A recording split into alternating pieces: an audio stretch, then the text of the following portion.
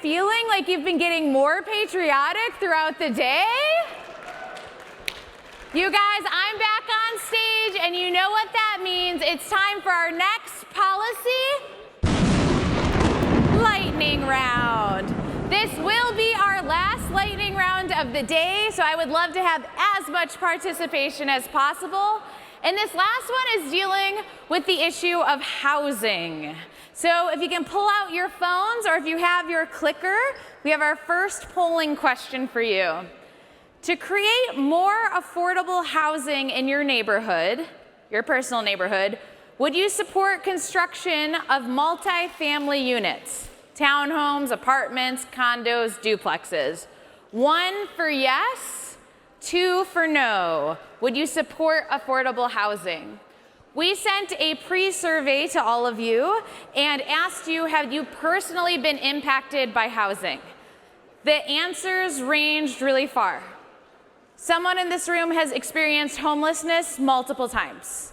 Somebody in this room had their rent doubled in 2 months, with 2 months' notice. Some people were able to buy their house affordably, but they still worry about their kids or their grandchildren's ability to do that. Some folks are concerned about increased traffic that might come. A lot of people were concerned about the school system and what might this mean if we have more and more people coming to it, but the other parts of our community aren't keeping up. There's a lot to think about when we think about affordable housing. So when we asked you, would you be willing in your community to have multifamily units? About 73%, almost 74%, said yes, 26% no. We're going to learn a little bit more about what are the actual solutions to fixing housing in this country, and then we're going to have a conversation about it. So without further ado, let's reintroduce Jason Gramay, the president of Bipartisan Policy Center. Thank you. Thank you. All right, so we are on the final approach. Just buckle up. We are going to have a quick lightning round. We have one more very conversational panel, and then there are more tasty cakes. All right, housing, it's something that we all experience daily. I think the misery of homelessness affects every community in the country. It's something that we all have to grapple with in a very personal way. Millions of people are choosing between rent and food and medicine and sneakers. And so why? What's going on? Right? So the superficial answer is very simple. We haven't built enough houses. And so there is more demand, and the price of housing is going up much faster than wages, and that's creating a tremendous amount of insecurity. Why we haven't built enough houses is a much more complicated conversation. And to give you a little bit of insight, my colleague and friend, Dennis Shea, who is the executive director of the BPC's Terwilliger Center on Housing Policy, is going to share some thoughts.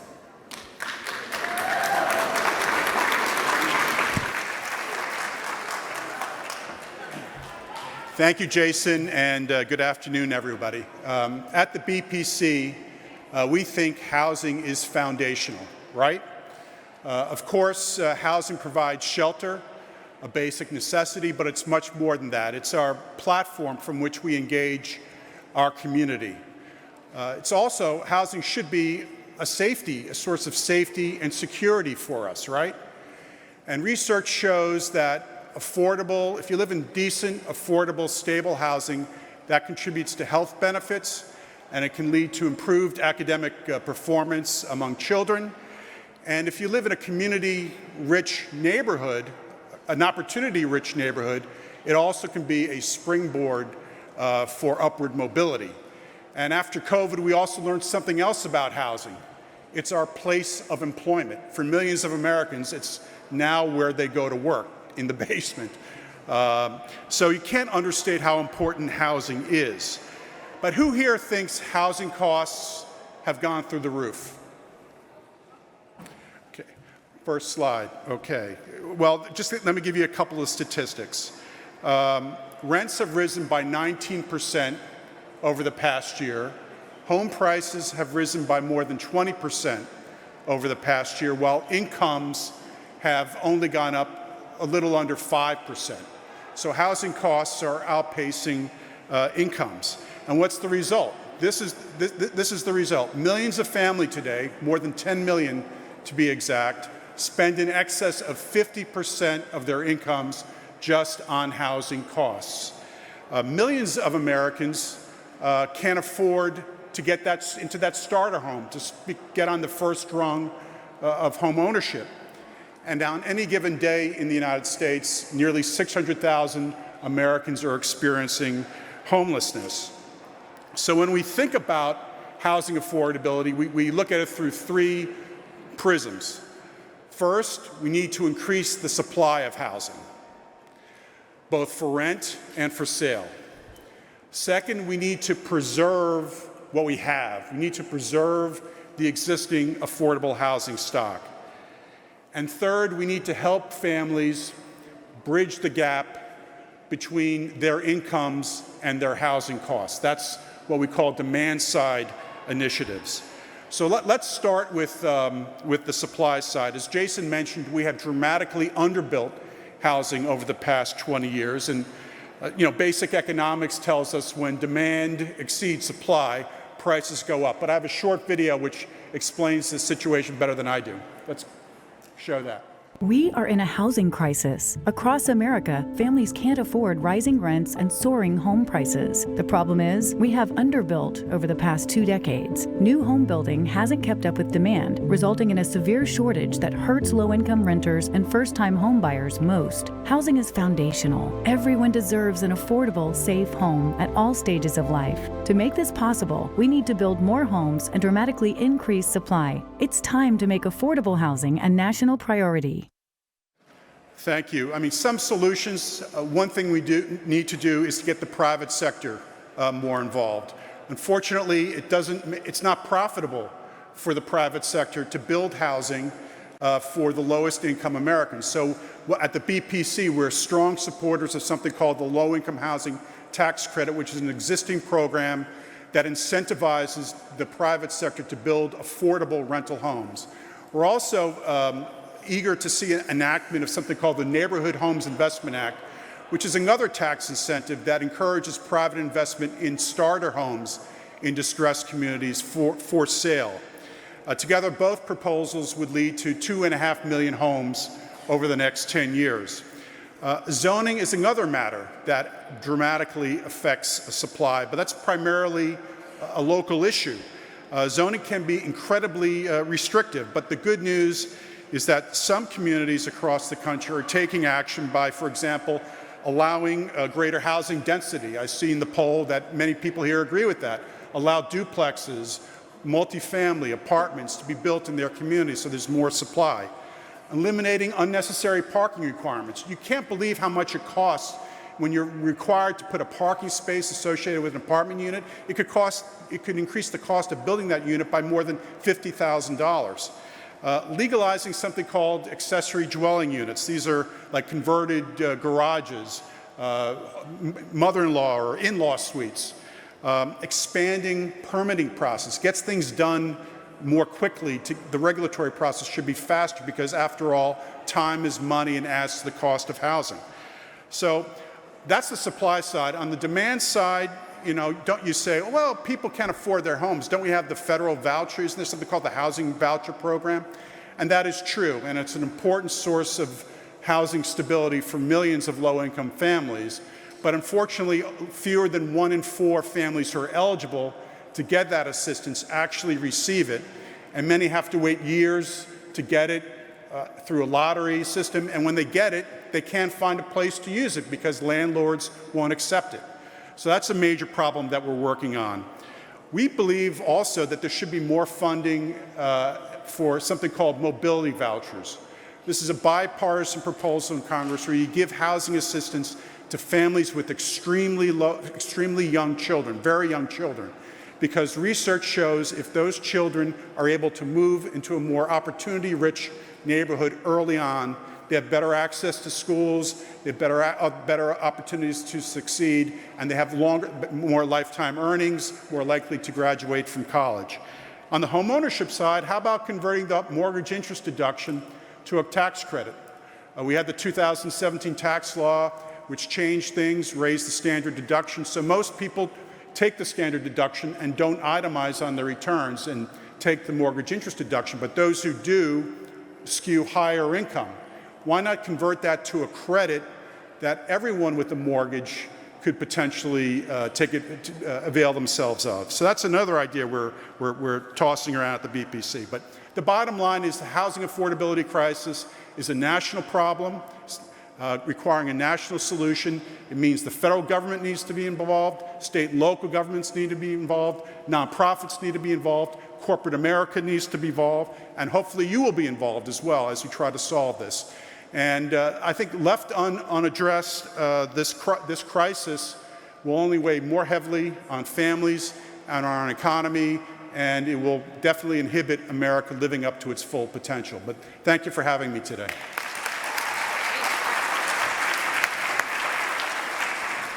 All right, so now we're going to turn to each other and talk about this issue. You know, one of the things I love about us doing these lightning rounds throughout the day is that this is what we're expecting our leaders to do, to be able to talk and listen and try and find solutions. So for this next one, I want you to think about your personal neighborhood. And the people sitting next to you might not be in the same neighborhood, and that's totally fine. We just want you to share. And as you're thinking about if you currently have a housing crisis in your neighborhood, how it could get fixed, or if you imagine in 10 years, what might your neighborhood look like, and then what kind of solutions would you need? We want you to think about, do you feel like supply policies, the ones that create more houses or make it so builders can afford to make affordable housing, or more demand policies would have a bigger impact? Demand policies being like rent vouchers and helping people be able to afford houses that already exist. If you're not sure, that's okay too, but we'd like you to talk about it and share with the people around you. We have our facilitators, if you can raise your hand, who will be walking around gathering your info. We have people watching online who will also be having this conversation, and we're gonna give you 4 minutes to do that. And go.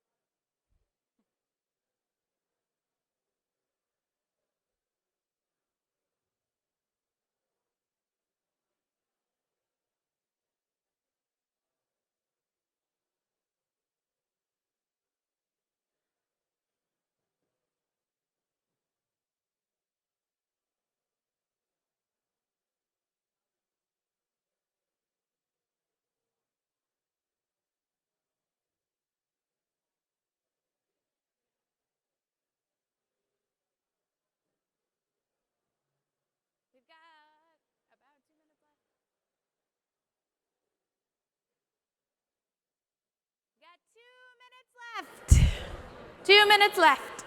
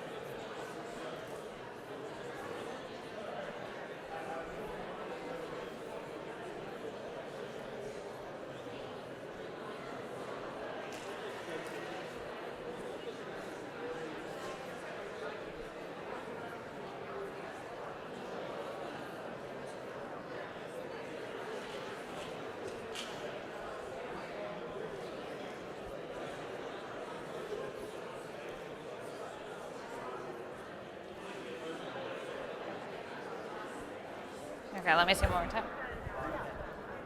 Okay, supply, are any of them highlighted or no? No. Well, Okay. I'll mention the middle too. I mean, I think tax incentives, I heard a bunch too. Okay.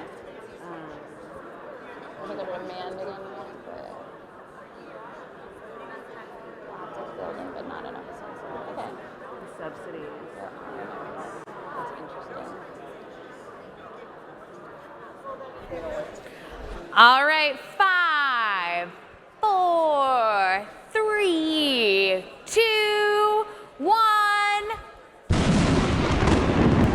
That's the end of the lightning round. Let's see what you guys had to say. I saw lots of conversations about this. Also, I feel like talking about housing after you've spent a whole day listening, I am very impressed by all of you on being policy experts on all of these things.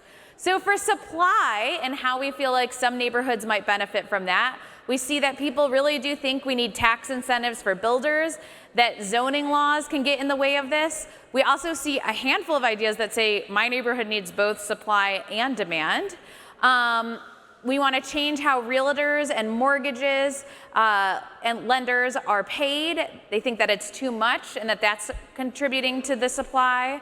And then if we go over to demand, some of the neighborhoods that we live in, people feel like there are enough houses, but there isn't enough assistance to actually afford them, or that the new houses that are being built in neighborhoods that first-time home buyers can't actually afford, or that you prefer it because it's better for your neighborhood, which makes a lot of sense.